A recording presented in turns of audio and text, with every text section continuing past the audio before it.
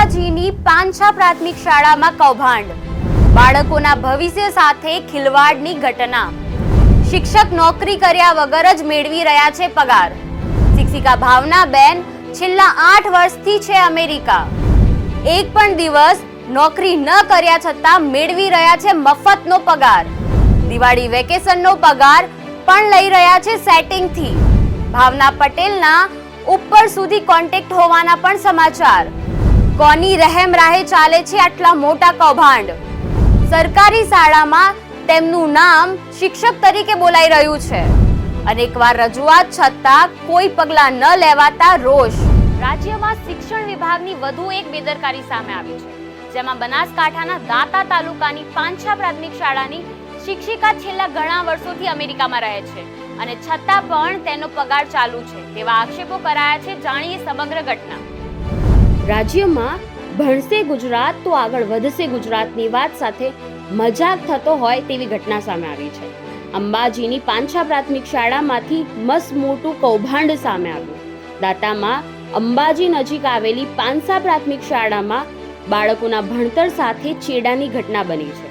આ શાળાના એક શિક્ષિકા જેમનું નામ ભાવનાબેન પટેલ છે, તેઓ છેલ્લા 8 વર્ષથી અમેરિકા રહે છે અને ત્યાંનું ગ્રીન કાર્ડ પણ ધરાવે છે. છતાં ભારતના ગુજરાતની આ સરકારી શાળામાં તેમનું નામ શિક્ષક તરીકે બોલી રહ્યું છે અને તેઓ છેલ્લા 8 વર્ષથી નોકરી કર્યા વગર જ મફતનો પગાર મેળવી રહ્યા છે.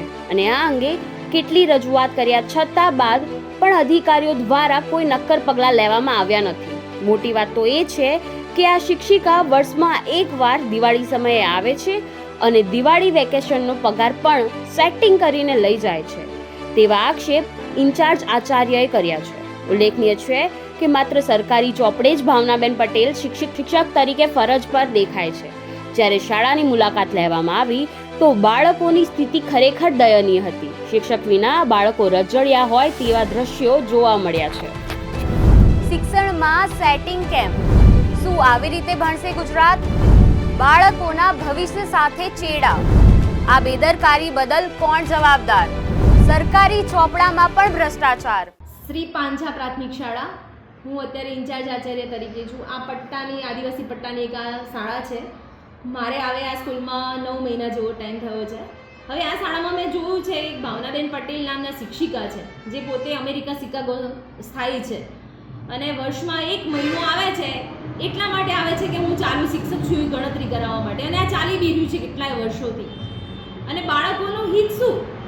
બાળકોને એક શિક્ષકની જરૂર છે, ત્યારે આ બેન ત્યાં ફોરેનમાં બેઠા છે અને જગ્યા રોકીને બેઠા છે. તો ભાઈ, કાં તો શિક્ષક હાજર થાય, કાં તો એમની જગ્યા ખાલી કરે. અને એમને બધું મળી જ ગયું છે. હવે કહેવાનો મતલબ 27માં રિટાયરમેન્ટ થાય છે, તો સમજીને ખાલી કરી દે જગ્યા, કાં તો હાજર થઈ જાય.